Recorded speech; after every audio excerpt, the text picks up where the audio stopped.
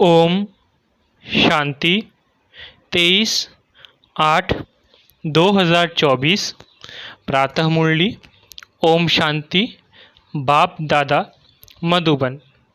बाबा आज कह रहे हैं, मीठे बच्चे, दुख हरता सुख करता बाप को याद करो तो तुम्हारे सब दुख दूर हो जाएंगे, अंतमति सो गति हो जाएगी। मीठे बच्चे, दुख हरता सुख करता बाप को याद करो तो तुम्हारे सब दुख दूर हो जाएंगे, अंतमति सो गति हो जाएगी। प्रश्न: बाप ने तुम बच्चों को चलते फिरते याद में रहने का डायरेक्शन क्यों दिया है? उत्तर: पहला, क्योंकि याद से ही जन्म जन्मांतर के पापों का बोझ उतरेगा। दूसरा, याद से ही आत्मा सतो प्रधान बनेगी। तीसरा, अभी से याद में रहने का अभ्यास होगा तो अंत समय में एक बाप की याद में रह सकेंगे। अंत के लिए ही गायन है, अंत काल जो स्त्री सिमरे आदि आदि। चौथा, बाप को याद करने से 21 जन्मों का सुख सामने आ जाता है। बाप जैसी मीठी चीज़ दुनिया में कोई नहीं, इसलिए बाप का डायरेक्शन है, बच्चे चलते फिरते मुझे ही याद करो।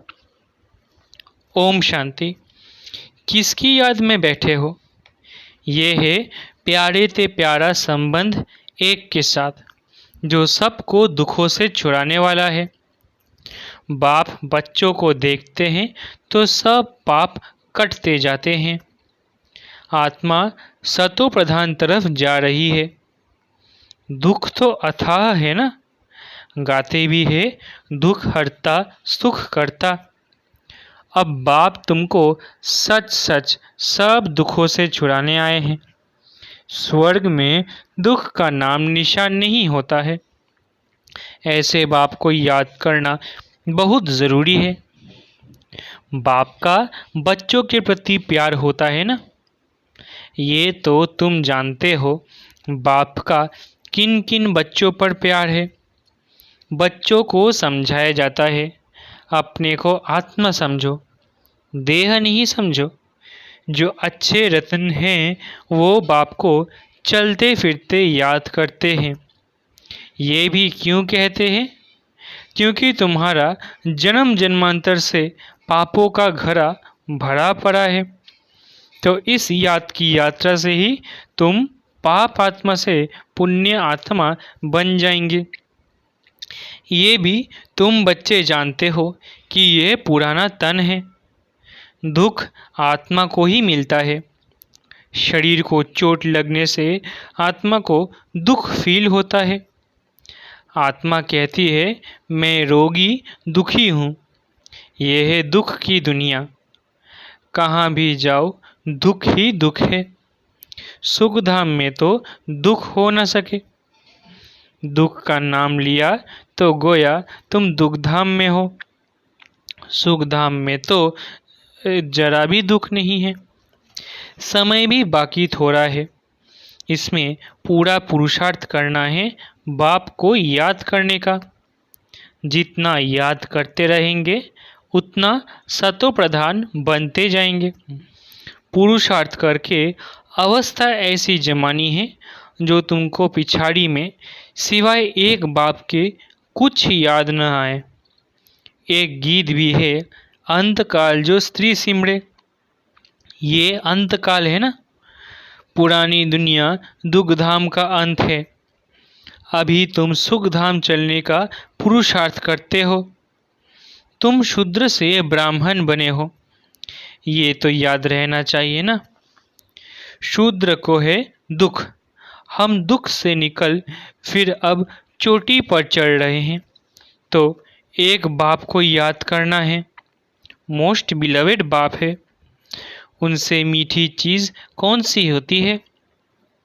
आत्मा उस परम पिता परमात्मा को ही याद करती है ना।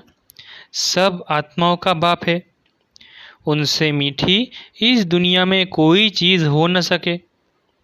इतने सब ढेर बच्चे हैं, कितने में याद आते होंगे? सेकंड में। अच्छा, सारे सृष्टि का चक्र कैसे फिरता है? वो भी तुम बच्चों की बुद्धि में अर्थ सहित है। जैसे कोई ड्रामा देखकर आते हैं, कोई पूछेंगे ड्रामा याद है? हाँ कहने से ही सारा बुद्धि में आ जाता है, शुरू से लेकर अंत तक। बाकी वो वर्णन करके सुनाने में तो समय लगेगा। बाबा बेहद का बाबा है, उसको याद करने से ही 21 जन्मों का सुख सामने आ जाता है। बाप से ये वर्षा मिलता है। सेकंड में बच्चों को बाप का वर्षा सामने आ जाता है। बच्चा पैदा हुआ, बाप जान जाते हैं वारिस ने जन्म लिया, सारी मिल्कियत याद आ जाएगी। तुम भी अकेले अलग अलग बच्चे हो, अलग अलग वर्षा मिलता है ना, अलग अलग याद करते हो। हम बेहद बाप के वारिस हैं। सतयुग में तो एक ही बच्चा होता है, वो सारी मिल्कियत का वारिस ठहरा। बच्चों को बाप मिला और विश्व का मालिक बना। सेकंड में देरी नहीं लगती। बाप कहते हैं तुम अपने को आत्मा समझो, फीमेल मत समझो। आत्मा तो बच्चा है ना। बाबा कहते हैं हमें सब बच्चे याद पड़ते हैं। आत्माएं सब भाई भाई है। जो भी सब धर्म वाले आते हैं वो कहते हैं सब धर्म वाले भाई भाई है, परंतु समझते नहीं। अभी तुम समझते हो कि हम बाबा के मोस्ट बिलवेड बच्चे हैं। बाप से पूरा बेहद का वर्षा ज़रूर मिलेगा। कैसे लेंगे? वो भी तुम बच्चों को सेकंड में याद आ जाता है। हम सत्व प्रधान थे, फिर तमो प्रधान बने, अब फिर सत्व प्रधान बनना है। तुम जानते हो बाबा से हमको स्वर्ग के सुखों का वर्षा लेना है। बाप कहते हैं अपने को आत्मा समझो, देह तो विनाशी है। आत्मा ही शरीर छोड़कर चली जाती है, फिर जाकर दूसरा नया शरीर गर्भ में लेती है। पुतला जब तैयार होता है तब आत्मा उसमें प्रवेश करती है, परंतु वो तो है रावण के वश, विकारों के वश जेल में जाते हैं। वहाँ तो रावण होती ही नहीं, दुख की बात ही नहीं। जब बूढ़े होते हैं तब मालूम पड़ता है। अभी ये शरीर छोड़ हम दूसरे शरीर में जाकर प्रवेश करेंगे। वहाँ तो डर की कोई बात नहीं रहती। यहाँ तो कितना डरते हैं, वहाँ निडर होते हैं।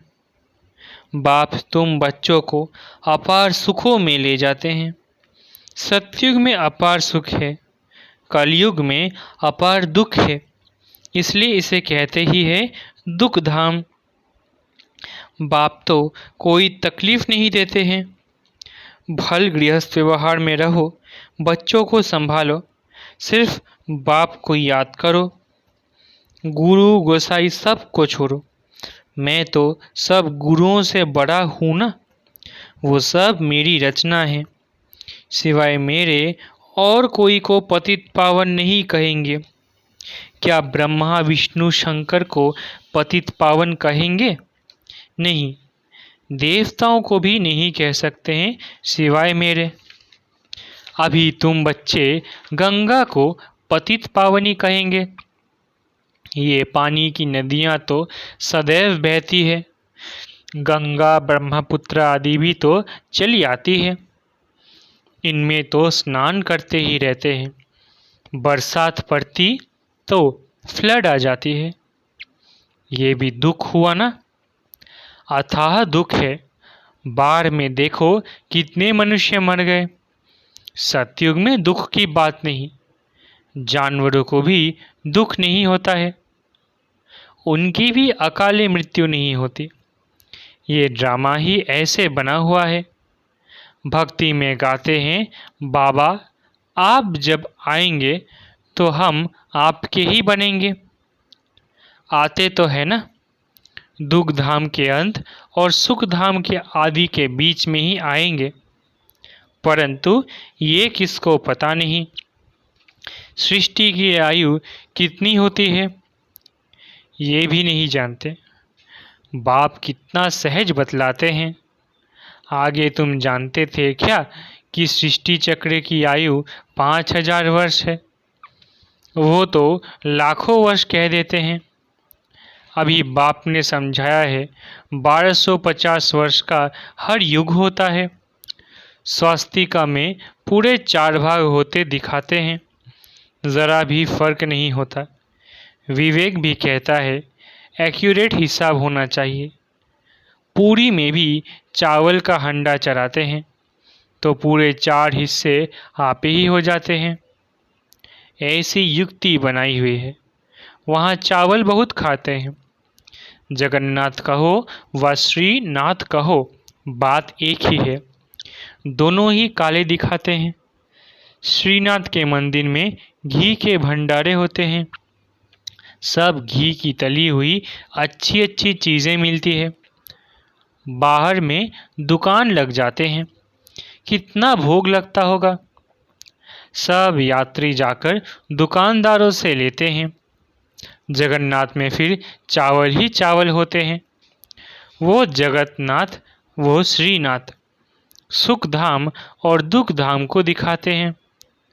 श्रीनाथ सुख धाम का था, वो दुख धाम का। काले तो इस समय बन गए हैं कामचिता पर चढ़कर। जगन्नाथ को सिर्फ चावल का भोग लगाते हैं। इनको गरीब, उनको साहूकार दिखाते हैं। ज्ञान का सागर एक बाप ही है। भक्ति को कहा जाता है अज्ञान, उनसे कुछ मिलता नहीं। वहाँ सिर्फ गुरु लोगों की आमदनी बहुत होती है। होशियार होगा, उनसे कोई सीखेगा तो कहेंगे ये हमारा गुरु है, उसने हमको ये सिखाया। वो सब जिस्मानी है, जन्म लेने वाले। अभी तुम्हारे साथ कौन है? विचित्र बाप। वो कहते हैं ये मेरा शरीर नहीं है, यह तुम्हारे इस दादा का शरीर है जिसने पूरे 84 जन्म लिए हैं। इनके बहुत जन्मों के अंत में मैं इसमें प्रवेश होता हूँ, तुमको सुखधाम ले जाने। इसको गौमुख भी कहते हैं। गौमुख पर कितना दूर दूर से आते हैं। यहाँ भी गौमुख है। पहाड़ से पानी तो ज़रूर आएगा, कुएं में भी रोज़ रोज़ पानी पहाड़ से आता है, वो कभी बंद नहीं होता, पानी आता ही रहता है। कहाँ से भी नाला निकला तो उनको गंगा जल कह देंगे। वहाँ जाकर स्नान करते हैं। गंगा जल समझते हैं, लेकिन पतित से पावन इस पानी से थोड़ी ही बनेंगे। बाप कहते हैं पतित पावन मैं हूँ, हे आत्माएं मामे कम याद करो। देह सहित देह के सभी संबंध छोड़ अपने को आत्मा समझकर मुझे याद करो तो तुम्हारे जन्म जन्मांतर के पाप भस्म हो जाए। बाप तुमको जन्म जन्मांतर के पापों से छुड़ाते हैं। इस समय तो दुनिया में सभी पाप करते रहते हैं, कर्म भोग है ना। अगले जन्म में पाप किया 63 जन्म का हिसाब किताब है। थोड़ी थोड़ी कला कम होती जाती है, जैसे चंद्रमा की कलाएं कम होती है ना। ये फिर है बेहद का दिन रात। अभी सारी दुनिया पर, उसमें भी खास भारत पर राहु की दशा बैठी हुई है। राहु का ग्रहण लगा हुआ है। अभी तुम बच्चे श्याम से सुंदर बन रहे हो, इसलिए श्री कृष्ण को भी श्याम सुंदर कहते हैं। सचमुच काला बना देते हैं। काम चिता पर चढ़े हैं तो निशानी दिखा दी है, परंतु मनुष्यों की कुछ बुद्धि चलती नहीं।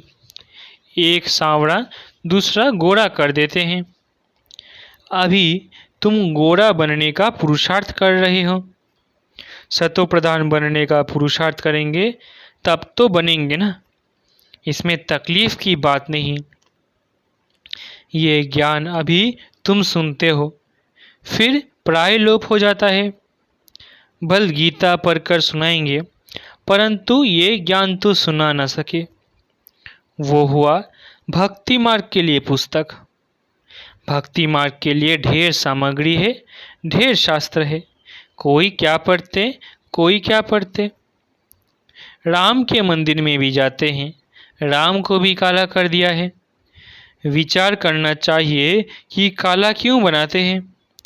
काली कलकत्ते वाली भी है, माँ माँ कहे हैरान होते हैं। सबसे काली वो है और बहुत भयानक दिखाते हैं, उनको फिर माता कहते हैं।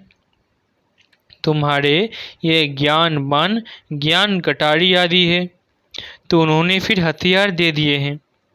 वास्तव में काली पर पहले मनुष्य की बलि चढ़ाते थे, अभी गवर्नमेंट ने बंद कर दिया है। आगे सिंध में देवी का मंदिर नहीं था। जब बम फटा तो एक ब्राह्मण बोला, काली ने हमें आवाज़ दिया है, हमारा मंदिर है नहीं, जल्दी बनाओ नहीं तो और भी बम फटेंगे। बस ढेर पैसे इकट्ठे हो गए, मंदिर बन गया। अभी देखो ढेर मंदिर है, कितनी जगह भटकते हैं। बाप तुमको इन सब बातों से छुड़ाने के लिए समझाते हैं, किसकी गिलानी नहीं करते हैं। बाप ड्रामा समझाते हैं, ये सृष्टि चक्र कैसे बना हुआ है। जो कुछ तुमने देखा वो फिर होगा, जो चीज़ नहीं है वो बनती है। तुम समझ गए हो हमारा राज्य था, वो हमने गंवाया है। अब फिर बाप कहते हैं, बच्चे नर से नारायण बनना है तो पुरुषार्थ करो। भक्ति मार्ग में तुम बहुत कथाएं सुनते आए हो।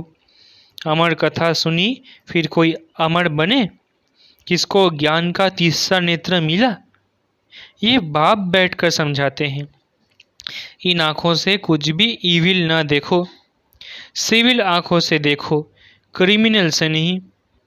इस पुरानी दुनिया को ना देखो, ये तो खलास हो जानी है। बाप कहते हैं, मीठे मीठे बच्चों, हम तुमको राज्य देकर जाते हैं 21 जन्म के लिए। वहाँ और कोई का राज्य होता नहीं, दुख का नाम नहीं। तुम बड़े सुखी और धनवान होते हो। यहाँ तो मनुष्य कितना भूख मरते रहते हैं, वहाँ तो सारे विश्व में तुम राज्य करते हो। कितनी थोड़ी ज़मीन चाहिए, छोटा बगीचा फिर वृद्धि होते होते कलयुग अंत तक कितना बड़ा हो जाता है, और 5 विकारों की प्रवेशता के कारण वो कांटों का जंगल बन जाता है। बाप कहते हैं, काम महाशत्रु है, इनसे तुम आदि मध्य अंत दुख पाते हो। ज्ञान और भक्ति को भी अब तुमने समझा है, विनाश सामने खड़ा है, इसलिए अब जल्दी जल्दी पुरुषार्थ करना है, नहीं तो पाप भस्म नहीं होंगे। बाप की याद से ही पाप कटेंगे। पतित पावन एक बाप ही है। कल पहले जिन्होंने पुरुषार्थ किया है वो करके ही दिखाएंगे। ठंडे मत बनो, सिवाय एक बाप के और कोई को याद न करो। सब दुख देने वाले हैं, जो सदा सुख देने वाला है उनको याद रखो। इसमें गफलत नहीं करनी है। याद नहीं करेंगे तो पावन कैसे बनेंगे। अच्छा, मीठे मीठे सिकिलधे बच्चों प्रति माता पिता बाप दादा का याद प्यार और गुड मॉर्निंग। रूहानी बाप की रूहानी बच्चों को नमस्ते। हम रूहानी बच्चों की रूहानी माता पिता बाप दादा को याद प्यार, गुड मॉर्निंग और नमस्ते नमस्ते नमस्ते। शुक्रिया बाबा। धारणा के लिए मुख्य सार। पहला, इन आँखों से इविल नहीं देखना है। बाप ने जो ज्ञान का तीसरा नेत्र दिया है उस सिविल नेत्र से ही देखना है। सत्व प्रधान बनने का पूरा पुरुषार्थ करना है। दूसरा, गृहस्थ व्यवहार को संभालते हुए प्यारी चीज़ बाप को याद करना है। अवस्था ऐसी जमानी है जो अंतकाल में एक बाप के सिवाय दूसरा कुछ भी याद न आए। वरदान, अपनी श्रेष्ठ वृत्ति द्वारा विश्व का वातावरण परिवर्तन करने वाले आधार मूर्त भव। वरदान, अपनी श्रेष्ठ वृत्ति द्वारा विश्व का वातावरण परिवर्तन करने वाले आधार मूर्त भव। आप बच्चे सिर्फ अपने जीवन के लिए आधार नहीं हो, लेकिन विश्व की सर्व आत्माओं के आधार मूर्त हो। आपकी श्रेष्ठ वृत्ति से विश्व का वातावरण परिवर्तन हो रहा है। आपकी पवित्र दृष्टि से विश्व की आत्माएं और प्रकृति दोनों पवित्र बन रही है। दृष्टि से सृष्टि बदल रही है। आपके श्रेष्ठ कर्मों से श्रेष्ठाचारी दुनिया बन रही है।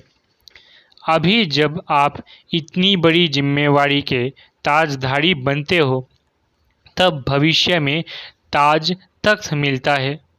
स्लोगन, सर्वशक्तिमान बाप को अपना साथी बना लो तो कोई भी विघ्न आपको रोक नहीं सकता। स्लोगन, सर्वशक्तिमान बाप को अपना साथी बना लो तो कोई भी विघ्न आपको रोक नहीं सकता। अच्छा, ओम शांति। शुक्रिया बाबा।